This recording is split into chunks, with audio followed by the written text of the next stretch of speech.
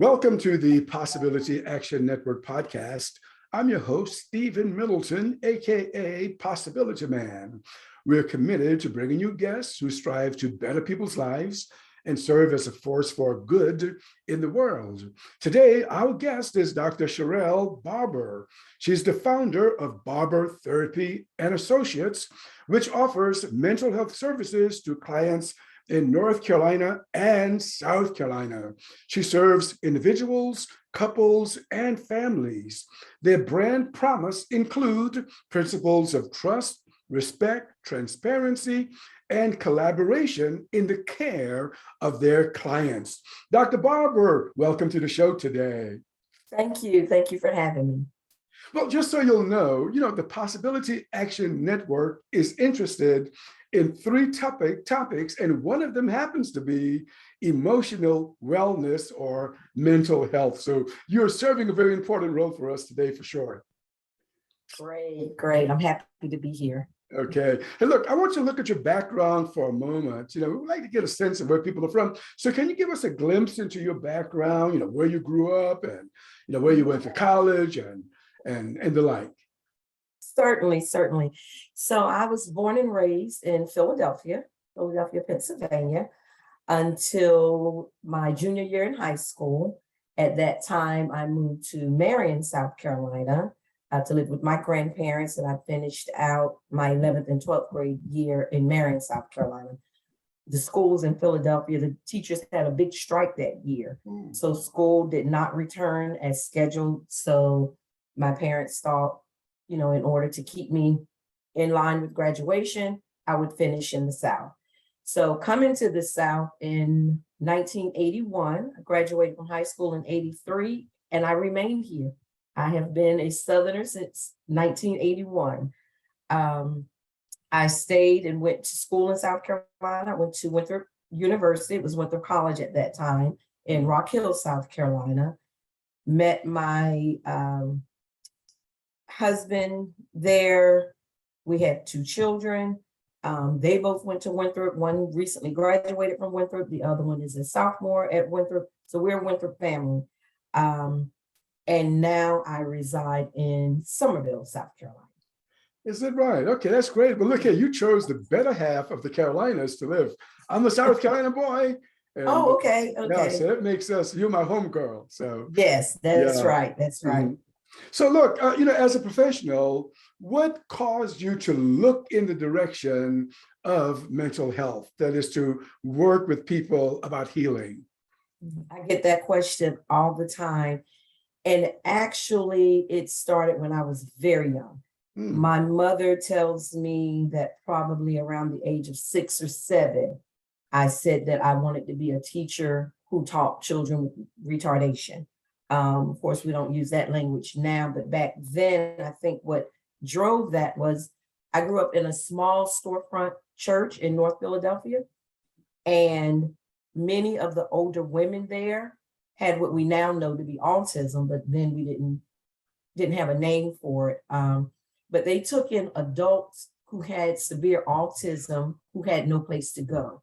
And they fostered those adults. They had what we now would call adult care homes. Yeah. And I saw that growing up every Sunday in church, these women bring in these clients, these patients to church and welcoming them into their home. And at that age, for some reason, I connected and I said, that is what I want to do when I grow up. And this is the only thing I've ever done. Wow, that's impressive. And I got to ask you, everyone, in fact, and you can correct me, you're a professional, every therapist, every individual can handle other people's stuff. So how did you know that you could handle stuff? I mean, let's face it, if an EMT technician goes to to a crash and he or she doesn't like the sight of blood, they can handle it. They should be that field. How did you come to feel, I can handle this. I can talk to people and I can be there to, to help guide them. Mm-hmm. I'm a very spiritual person. Uh-huh.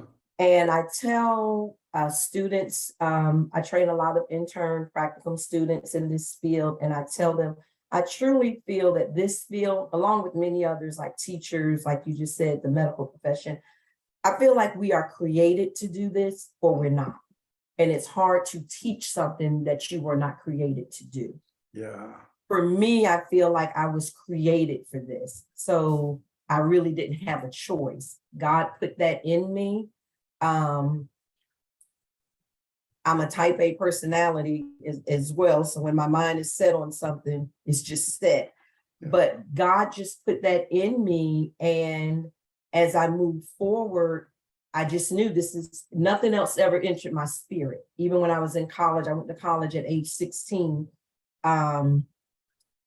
By age 18, I was working in a local group home. My major was psychology. So instead of getting a job at a restaurant waiting tables, I wasn't making much money. Probably waiting tables would have paid more.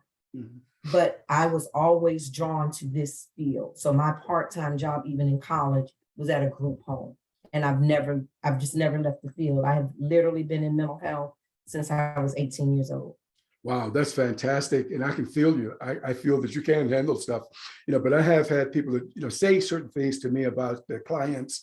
And when they said those things, I thought, you can't handle this. You're probably in the wrong field. Didn't tell them. Let me share this with you. Speaking of handling stuff, I was in a church before, small church, and probably a very good pastor. And at the end of his sermon, he told the congregation a story about a teenage girl. I think she was about 13 or 14 years old. Mm-hmm. And said the girl came to him and told him that she felt that she was gay. Mm-hmm. And he said, he had to tell this girl that she's going to go to hell if she doesn't get her life together. And I wondered at the time, did he have any concern for the families of this child that was in the congregation? And, what's your take? I mean, I'm not trying to make a judgment. I told you we're going to do this perfectly. But how do you, my question really is society and some people's ability to handle stuff. Mm-hmm. Right. What's your take? Yeah. And everyone isn't created to handle everything. Mm-hmm. And the world of spirituality and mental health and emotional well-being, it's a very blurred line, and it has been, right? Especially in the African-American community. We were taught as young people, we go to our pastors, we go to our church leaders. That's where we were going for our emotional well-being, so to speak. Spiritual and emotional well-being were pretty much tied into one. So what that pastor said, that was gospel. And that's what we took from that. And to your point, there wasn't a lot of consideration for true emotional well-being. How do my words impact these families? What is that family even going through? Is she really gay? Is she just struggling with some conflict? Has something happened to her? There's so many roads to go down. Yeah. But in the African-American church, historically, we just come from a spiritual side and a spiritual side only. So for many churches, the Bible says this, if you go against that, then this is the consequence. And there's no intersection between spirituality, again, and mental and emotional health. Not saying at all that homosexuality is mental illness, not that, but I'm just saying in that situation, there's so many possibilities and so many roads to explore with that child and that family that I think, at least historically, the African-American church has missed. But having said that, I've also seen the trend where they're catching up. Mm-hmm. And pastors are referring more and more, referring their congregants to professionals, to mental health clinicians. My agency, I work with a lot of churches, and pastors are now saying, we're your pastor. We're here for your spiritual well-being. We're not equipped to help you with your mental and emotional, and we're going to separate the two. Yeah, that's great. I follow you. And I want to probe this just a little more. And, just society in general, what I've noticed just as a citizen, that some cultures are in denial about a family member or even about a coworker's state of mental health. Some cultures still have, it's like there's a stigma, that in some communities, and I'm not going to try to name them, you can't even talk about a certain emotional problem because heck, you'll be kicked out. And I've noticed, Dr. Barber, that in some families, and I know that we're just talking broadly now, that a person who may have a mental health challenge may be avoided. And so has society gotten better, with the stigma and, just ignoring someone who may be struggling with life? I do think we are a tad bit better, but I also feel like we have a long way to go. There is still great stigma regarding mental health. Yeah. A lot of people don't even like the word mental health. Yeah. They prefer emotional well-being. Yeah. I've had people tell me, instead of saying you're a mental health agency, maybe emotional well-being or behavioral, because it just sounds better. It's easier to digest than that word, the words mental health or mental illness. And we are missing so many folks out here in society who are struggling with mental illness. There's actual treatment for that, medication, therapy alone, or a combination of the two. But we're missing those people because of the stigma, because they're afraid to ask for help. We're ignoring the symptoms, or we see the symptoms, family members see the symptoms, but they call it something else other than what it is, because they're afraid to admit this person may actually and truly have a mental illness. So we have to do better. I have a book.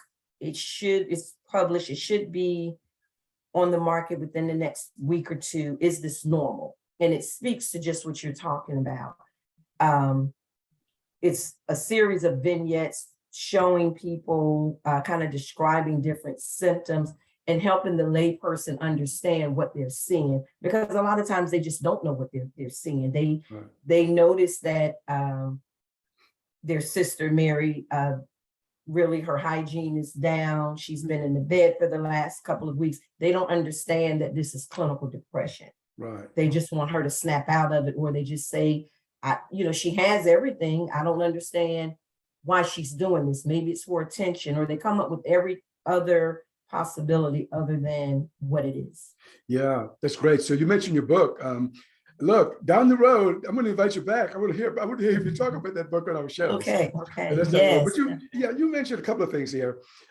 What I've noticed, and as I said, I'm a citizen of the world here, in a sense, been around, talked to a lot of people, is that some people who struggle with a mental health issue are responsive if they get into a safe environment with a non-professional, with someone who can show them love and compassion. Have you noticed that? And I've noticed this. In fact, I've tested it, not in terms of research, but just to see how people kind of open up as they get with someone who just showed them just a little bit of love. Love and compassion. Yeah, exactly. Absolutely. As opposed to judgment. Yeah. When they're with someone who they feel judged by, or there's some shame there's some guilt placed on them, then they're going to go inward. They're going to shut down. Yeah. But then if they can just be with that person, professional, non-professional, because even when it comes to professionals, and I try to train my students on this, if that client comes in and your face, they're sharing something, and even if you're not verbalizing, but you're looking at them like, in shock and in judgment, or making them feel shame or guilt, they're going to shut down. And in families and in your friend circles, it's the same thing. What you said, that love, that compassion, that connection, that's going to win every time. Yeah. I'm going to be transparent. About 30 years ago, and I didn't know it at the time, but you used the word, and I'm going to repeat the words that you just used. About 30 years ago, I was depressed. I was very depressed. And someone close to me said, I wish that he was telling somebody else, I wish that he would snap out of it. Now, I didn't know it at the time, Dr. Barber, but it didn't feel good when I heard that person say that to someone else about me. So can you tell us how a person who might be depressed or even overly anxious might feel when someone says something like, snap out of it, get over it, man up, Right. that kind of thing. Correct. And basically they're just unheard. Yeah. I feel unheard. I'm suffering right now. I really can't explain it. You may be just feeling overwhelmed, feeling that anxiety. You don't know where it's coming from, having bouts of tearfulness, not motivated. Really, you want to get up, you want to be productive, but you just can't, because depression impacts us physically as well, Yeah. physically as well as mentally. Yeah. So when you hear someone say, just get over it, snap out of it, just get up and keep moving. You're devaluing what that person is experiencing. Yeah. And then you're adding to those symptoms because they're already feeling low. Most people describe it as one of the lowest points in their lives. Yeah. And then to simplify it even more, you're kicking someone while they're down. And it never feels good to be kicked, but it's even worse when you're already down and someone comes along and kicks you. And that statement is exactly that. You're kicking the person while they're down. Right. We're going to probe that a little more because I think it's important for people to talk about this, because even if they aren't talking about it, even if they're professionals, somebody in that community of professionals is either depressed or have been clinically depressed. So we're going to come back to that and probe it a little bit more. But I really want to open this up and not to act as we can't talk about this as people. We got to present the best side of everything. You know what I mean? So, okay. But look, I want to roll back a little bit in terms of life, about living life. And I want to ask you this question, Dr. Barbara. Is it possible? Well, I'm not going to use possible here, but do you think people live this life of ours without adversity and trauma? And by trauma now, we're going to probe this a little bit more later. I'm talking about anything generally. Do you think that people can go through this life without something, without stubbing their toes? I guess anything's possible since we use the word possible. Probable, no. Yeah. I don't think it's probably realistic to think you're going to make it through this life, as you put it, without stomping the toe. It's just going to happen. Right. And actually, we want it to happen. It's not a bad thing. It's actually an awesome thing because we learn through adversity. That creates wisdom. Yeah. I can't really grow in life. I can't become wise on certain topics if I never go through anything. And I often tell people, because I feel like God created me to do exactly what I'm doing. He puts certain things in my life and he insists that I go through some things personally so that I can better relate to my clients. I don't do a lot of self-disclosing because that session is your time. Indeed. However, internally, I can relate to most people because I've had a lot of life experiences of my own and I've gone through things personally, not just witnessed it with other people. And had God not taken me through certain things, I would not have the ability to empathize as I can with the average client. Yeah. I mean, I tell you what, life is an evolving experience, and I think you're right. No one asked me. I would prefer it to be different, but I'll tell you, Dr. Barbara, I've learned a great. I can smile now about it, but life has taught me so much about a lot of stuff, and so it enables me. Then, I mean, I can talk to almost anyone about anything, and not take it on. So I think you're right. I think life teaches. So I want to ask you a different type of question now.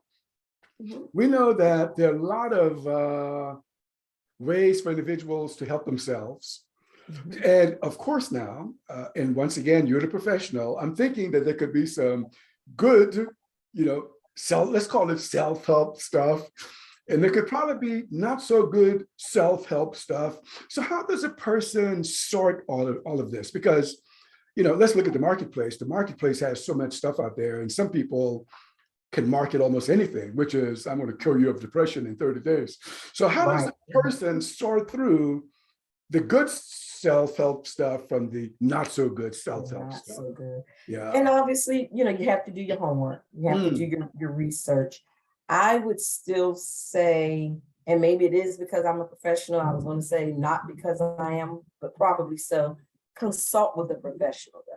Consult with your doctor, your primary care physician. I think a lot of people underrate their position in your life. Your primary care physician is usually your first source of treatment because they kind of know you. They're looking at your blood work. They assess your mood. Now they do a brief mental health assessment when you come in and share with, and I know a lot of people say, well, the doctors are in cahoots with the pharmacy companies and they're going to push drugs. But if you have a good relationship and you've established that type of rapport with your primary care, you should be able to say, I saw this supplement online. What do you think about this? And I saw this vitamin and I saw that vitamin. But definitely do your research. And in the end, just don't be afraid of traditional medication. Don't be afraid of traditional talk therapy. Sometimes supplements do work. There are a lot of things out there on the market that I've heard people say work. But then to your point, there's a lot that I've heard people say it was a scam and it didn't work. Yeah. So I would say, talk to that primary care physician and run those things by them first to see what's FDA approved, and stay away from the alcohol and drugs because that's just an easy route when it comes to self-medicating. Right. And we've been coming back to that. You're right there, but I think you're right. Just want to underscore what you've just said, though, is that, you have a doctor, a primary care doctor for a reason, and a good place for a person to start is to let this doctor know how he or she is feeling. And if they're in the hands of a good doctor, I think you're right. They'll probably say, why don't you talk to somebody, or why don't you try this? So I think that's right. And we want people to surely do that. Well, Sherielle, I would like to look at some of your areas of expertise, if you're up to it. Not all of them. I would like to look at them one at a time and kind of probe a little more here. And I want you to say again to people who may be watching this or listening to this, Dr. Barber practices in both North, is licensed, I believe. Are you licensed in both the Carolinas? Yes. Okay, North great. Yes. Okay, fantastic. Oh, by the way, did COVID-19 affect your practice in any way? Yes, it did. I struggle sometimes with answering that question because in my field, you don't want to say business is good because that means there's more people hurting. Yeah. But more people were hurting during COVID. Our numbers went through the roof. They're still going through the roof. I am maybe a mid-sized practice at this point, but I think we probably get pre-COVID, maybe 5 to 10 referrals a week. Post-COVID to current, probably about 30 referrals, over 100 referrals a month is what we're getting. So it impacted us really in good ways, though, because even though those numbers are going up, what it says to me is a lot of people started paying attention to their mental health while they were isolated. A lot of people received new diagnoses during COVID, but a lot had symptoms prior to COVID, and COVID brought everything to the surface and they sought treatment. So in that way, it was a good thing because we're able to treat more people, and the ways in which we treat our clients changed, but in a good way. Pre-COVID, therapy only had to be, you probably hear the storm outside. We'll talk through it. But before COVID, as you may know, therapy had to be face-to-face, in person only. After COVID, during COVID, the laws changed with Medicaids and insurances, and they allowed Zoom and telehealth, and different ways. They became creative for us to be able to provide the service, which in turn opened it up for us to be able to offer services to a wide range of clients who otherwise would not have been able to get the service. That's wonderful. And I'm so glad you said that. And once again, I want to underscore it, if someone cannot drive, cannot get physically to, there are other ways of working with a therapist like yourself. So I think that's a wonderful thing. So I want to look at some of your areas of expertise. And I want to start with, well, I don't want to say this is a low level, but perhaps more people fit into this category. And I'm thinking about people who may deal with extreme anxiety, because I think everyone has anxiety from time to time, but anxiety and depression. First of all, help us to understand from a clinical standpoint, what is anxiety and what is depression? And you kind of just said it when you said almost everybody experiences anxiety at some level at some point. The same with depression. When you know that you're kind of getting into trouble or that it's time to seek help, I would say, is when either one of those are interfering with your daily functioning. So, and with depression and with both, when it's occurring and you really can't put your finger on why. So an example would be you lost your job and it's hard for you to find another job and you're depressed. You have a reason, you know why you're depressed. You're depressed because your bills are piling up, your finances, you can put your finger on why you're depressed. And then once you start work, those symptoms go away. Clinical depression, when it's time to seek help, is my job is fine. I just got a raise. My relationship is fine. My children, I can't put a finger on why am I feeling this emptiness? Why am I feeling this sadness? I really don't even feel like getting out of bed most days to go to my job that I love. I was involved in different organizations and doing community service. I'm not motivated to do anything now. I barely want to get out of the bed to shower. That's clinical depression, which is very different from situational depression. Mm-hmm. And we see that a lot. And a lot of people avoid treatment because they're spinning their wheels trying to figure out the why. Mm-hmm. And there really isn't a why. It's just something clinical. It's something chemical. Sometimes therapy alone can help, but a lot of times you will need a medication to help correct what's going on chemically. And the same with anxiety. Having anxiety before doing a podcast, before public speaking, before a job interview, things like that, that's normal. We expect that. But when you're having that anxiety, those butterflies in your stomach and your hands are ringing and you're just a nervous wreck, what we call all the time, and you really can't explain it, it's time to seek treatment because it may be something going on chemically. There's some kind of chemical imbalance that medication along with therapy would help to correct. Yeah. And that is those two are the most common that we see. Mm-hmm. And you said that therapy and medication can help a person correct it. So what I get from you is that, there is hope for a person who deals with, distress or depression. There's hope. Is that right? Oh, yeah, absolutely. Those are, in my opinion, the easiest to treat.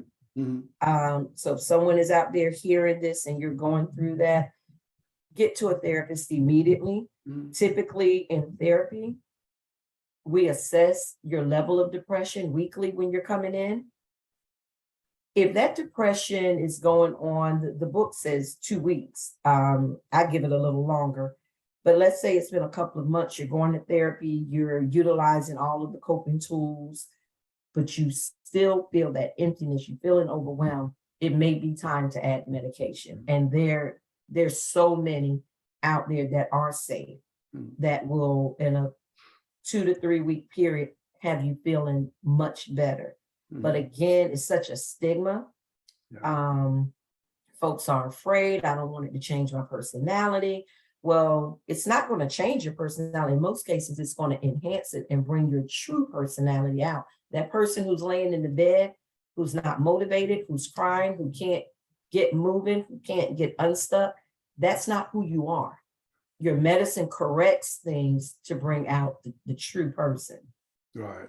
And that's good. That's good to know, for people to understand that for someone who is extremely depressed, it means that they're just not thinking clearly in that particular moment. But it doesn't mean that they will never be able to think clearly again. So that's good to know. Now, I want to move on, and my language may not be quite right because I'm not a professional like yourself. So, well, I'm not going to try to elevate it. I'm not going to try to say what is more difficult than the other. But I've heard a great deal about post-traumatic stress. And usually, and I want to add this because I want to divide this into two parts. A lot of people who talk about it, in my experience, want to talk about veterans of the armed forces, particularly those individuals who have seen battle.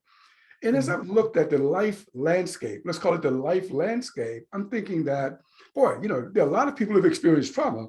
They may not have been in battle on the battlefield or that kind of thing. So I want you to talk about, PTSD, and also, that condition that might stem from a war, or that condition might just stem, from a civilian living life and having some difficult things in life. Can you talk to us about those for us, please?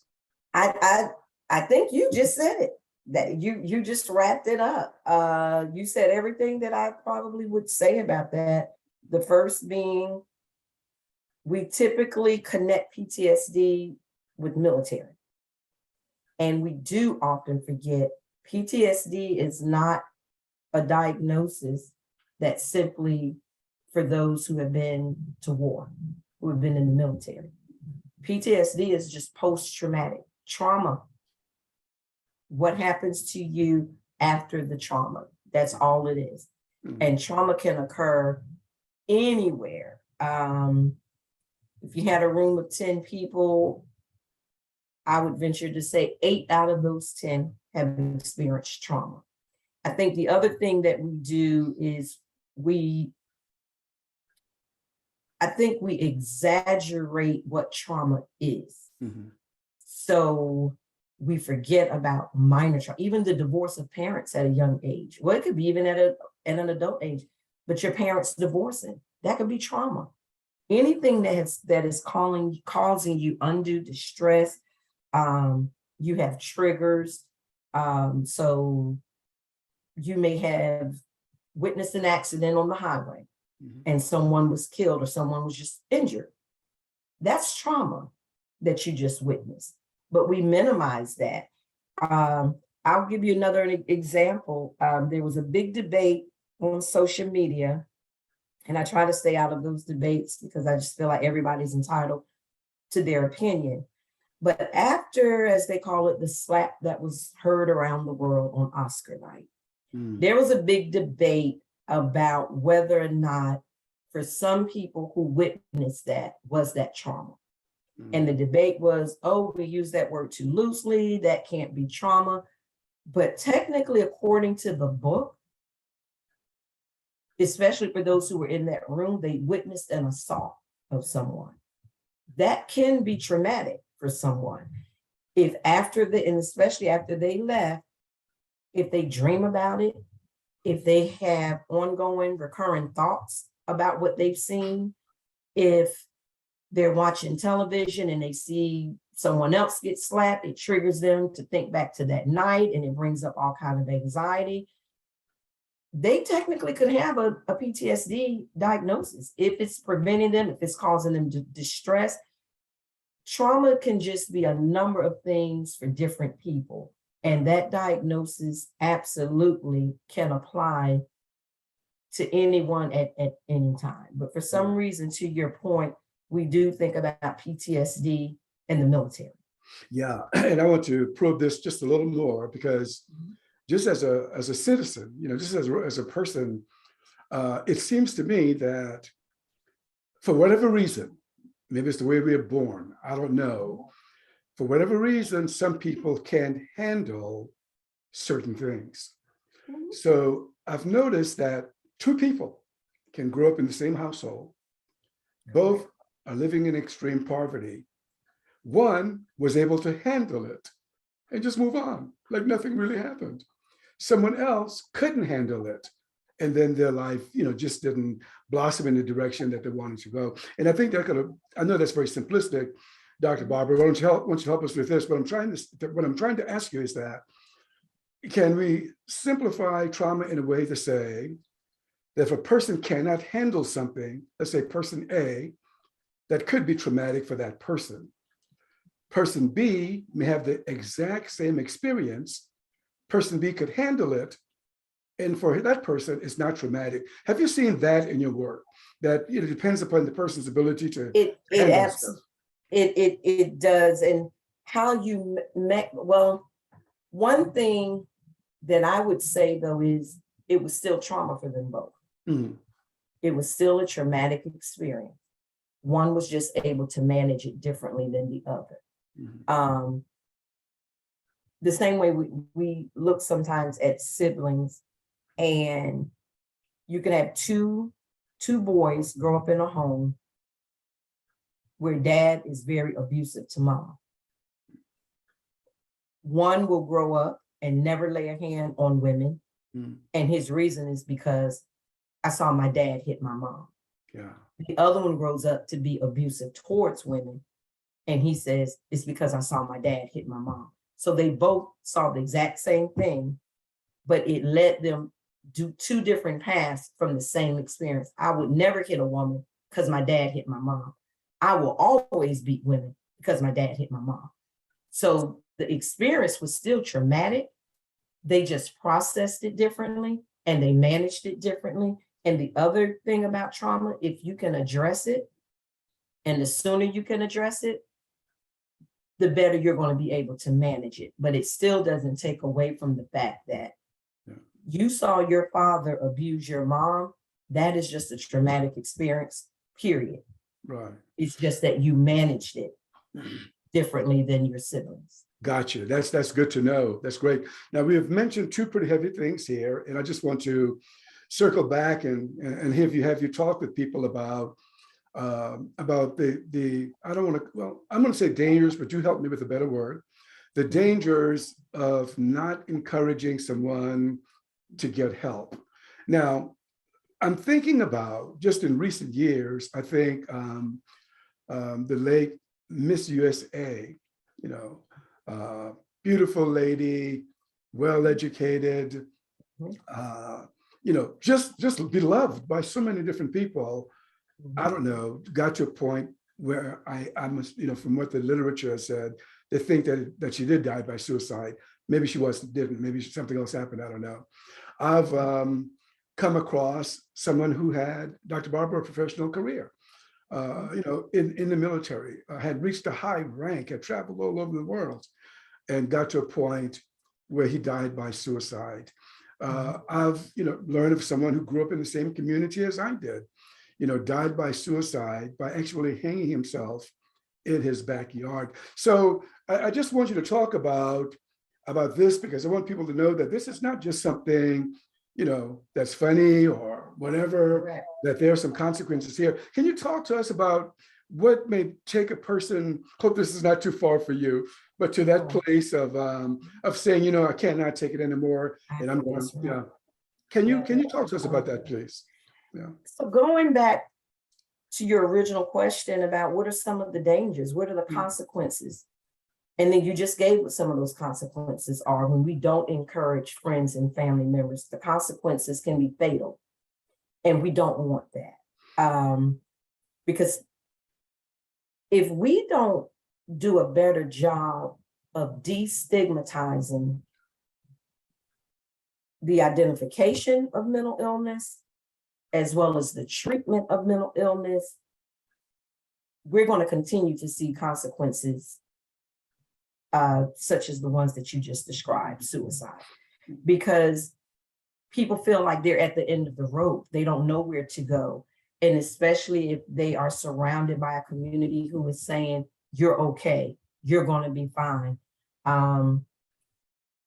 Again, I'm a spiritual person, so I'm not saying anything negative about the spiritual community, but then sometimes, especially in the African-American community, you just need to pray. We're going to pray for you. We're going to have somebody lay hands on you and you're going to be fine. And we need more. They need treatment. Yeah. And until we can destigmatize, again, the identification of that mental illness and the treatment, we'll continue to have those consequences because they're afraid to seek help. Yeah. And we minimize what we see. We think, maybe they're depressed, but they can snap out of it. Sometimes it's more than depression. Sometimes there's some psychotic stuff going on, but unless you get that person in front of a professional, you're going to miss it. They could be hearing voices that's telling them to jump, that's telling them to do these things. But because they never got in front of a professional, there was never any medication or therapy. They're left to fend for themselves. So their symptoms just worsen, worsen, worsen till they get to a point where they feel like it's not going to get any better. So I might as well end it. Yeah, I'm so glad. And this is one of the reasons why, the Possibility Action Network talks with people like you, because we want to be a part of destigmatizing this. The worst thing that, from my experience, and this is why I'm personalized today, because, I think many of us need to give up the shame around our own experience with depression. And I'm one of these individuals who lived with depression, and I know how I was treated.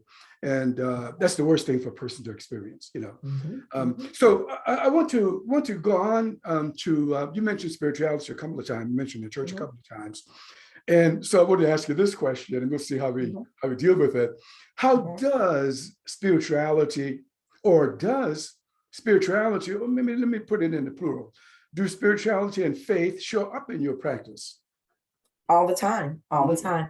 So I tell people all the time, we're not a Christian counseling agency, because those do exist where it's in the name. There's an industry for Christian counseling, and that just means all of their interventions, what they utilize, it is all Christian based, Bible based. Then we have agencies like mine. I am a Christian who runs a mental health practice. So my interventions are not all Bible-based. However, if we come upon a client where we know that their faith is important, then we do connect. Yeah. We will intersect that faith base with our clinical training. Sure. And it'll all kind of go in there together. And then, an example of that might be, I want you to continue to pray about these things and ask God for X, Y, and Z. And then we can talk about, how did God show up for you this week in your neck from week to week? Let's talk about how God showed up for you. What did you journal? So we're kind of merging the two because, again, I am a very spiritual person. I can't make it without my faith. Yeah. And I don't expect clients to just put their faith, because we need both. So by no means am I saying, don't pray. You can't pray these things away. No, absolutely. But we also understand that faith without works is dead. Yeah. And I feel like we're the work part.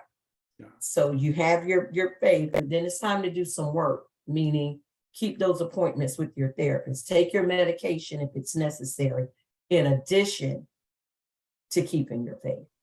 That's a wisdom response, Dr. Barber. I really enjoyed that. That's great. That's perfect, actually, what you just said.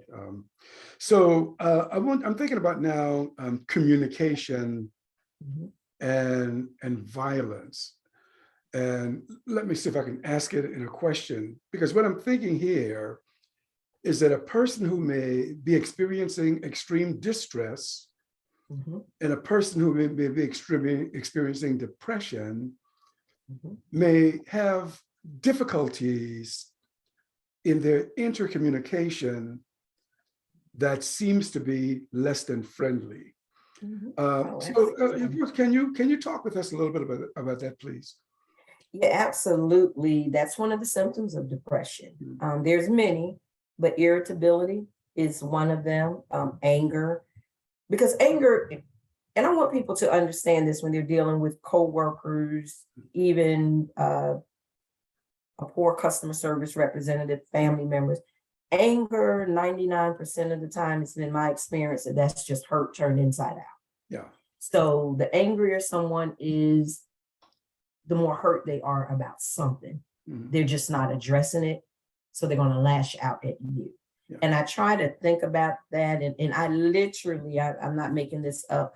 When I'm out in public and I'm dealing with somebody who is less than friendly, as you put it to me, and they're waiting on me, they're in a customer service type position, I'll just ask them, you're having a bad day, aren't you? And it kind of just calms them down. And I say it, it comes from a sincere place. I say it with a smile, because I can just tell you've been nasty to every person in this line, but before me, you're just being really, really rude. And that's what I'm thinking in my mind. I'm not saying that to them, but I'm just processing what all she or he may have gone through before they came to work. What is it that they have to go home to? Today is just not a good day. Yeah. So then when it's my turn and they snap at me, I just kind of switch it up.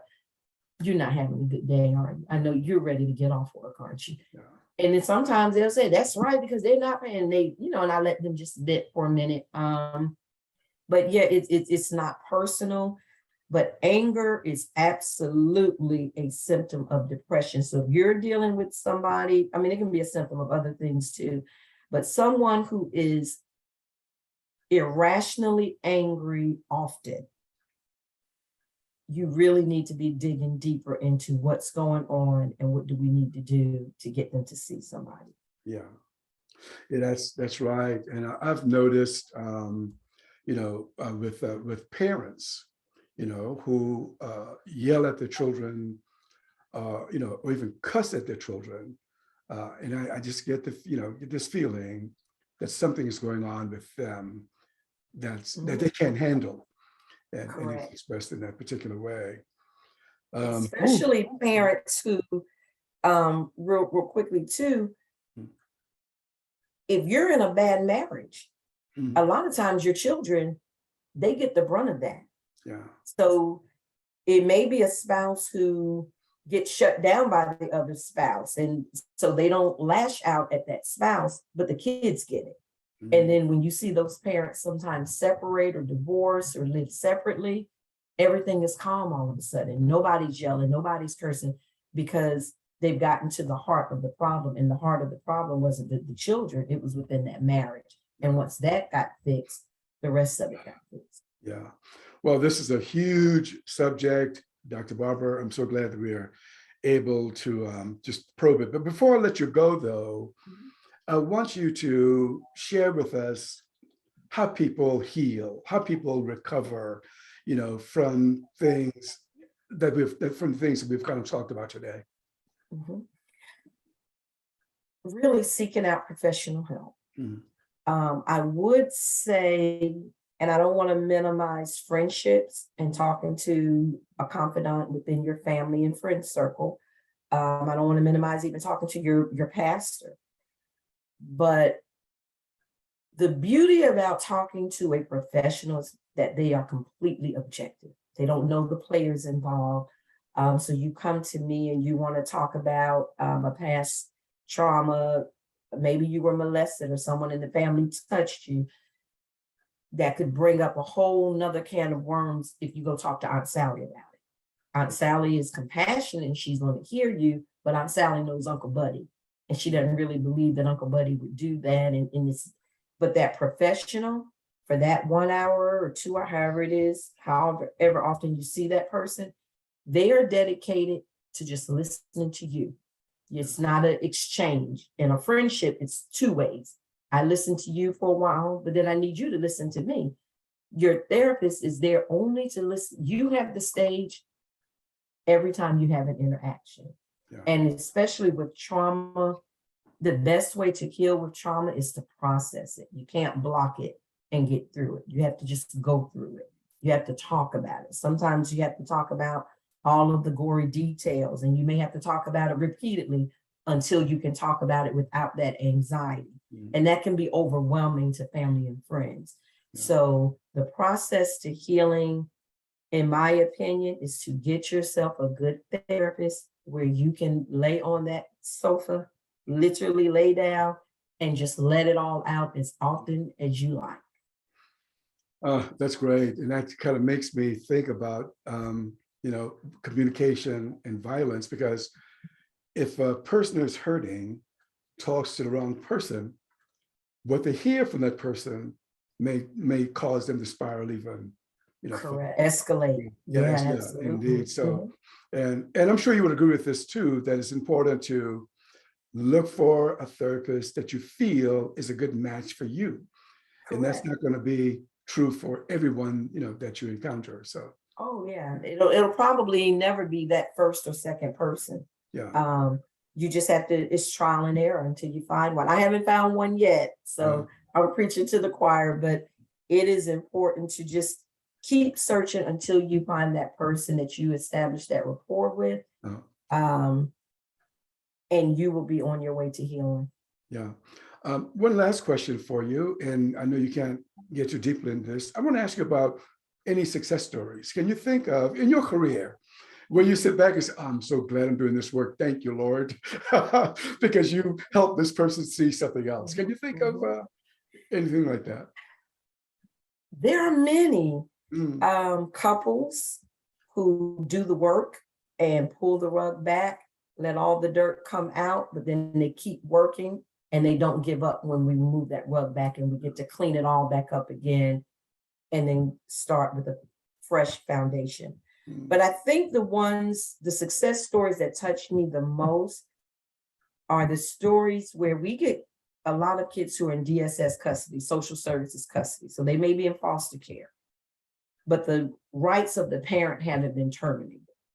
And sometimes we have parents who really, really want to change so that they can get their children back and be better parents. So then we're working with the child, but then we're working with those parents individually. And then we do supervised visits in our office, therapeutic supervised visits, where we are literally there while mom is visiting with the child for a couple of hours. And we get to interject in real time when mom responds to something inappropriately. We can kind of stop. Whoa, mom, think about this. Maybe you could have said it like that. And they work with us sometimes from a year to 2 years. And in the end, they're feeling good about themselves. They've done the work, and then they get to reconcile with their children. And then they continue to see us periodically for check-ins to just make sure things stay the course. Those are my biggest success stories. And then to see, I've been in private practice 15 years. There's some cases literally where those same kids that I was seeing when they were in foster care, they reunited with the parents, and now they're young adults with kids of their own, and they're still coming to us for check-ins to just stay the course. Those are the stories that really touch my heart. That's wonderful. I tell you, Dr. Barber, energetically, I can feel that you are what I think has been called a light worker. I feel the positive vibe here that I would describe as highly spiritual. So I'm glad that you're doing this work. Now, you mentioned your book, and I want you to think about it whenever down the road, when it comes out. If you get a copy to me, I would like you to come back, and I want to just explore that book with our audience. Don't want you to commit now, but just consider it for us, and I hope that you'll give us a chance. I'm committing now. We will definitely make that happen. I will get you a copy ASAP. Okay, that's fantastic. Is there anything else you want to share with our audience before we close today? I think we've covered a lot. I just can't reiterate enough. Find a good therapist. Yeah. And the other thing I want people to, that's a myth, you don't have to have a lot of money. There are agencies out here, especially during COVID, we're one of them. We're seeing people who have no ability to pay at all. No insurance, no Medicaid, no employment. We have a lot of pro bono situations right now, and I'm not the only one. There's a lot. So just do your homework. Reach out to me. You can Google things. A plug to Taraji P. Henson, the actress. She has a wonderful foundation, the Boris Henson Foundation. They're paying therapists all over the country to see people for 6 free visits. Reach out there, but there's lots of ways to get free therapy and get connected. That's fantastic. Thank you for sharing that. Okay, well, you've been listening or watching, depending on where you see this, the show, the Possibility Action Network podcast. Our guest today has been Dr. Sherielle Barber, a clinical psychologist working in North Carolina and South Carolina, USA. Dr. Barber, once again, thank you for being with us today. Thank you for having me.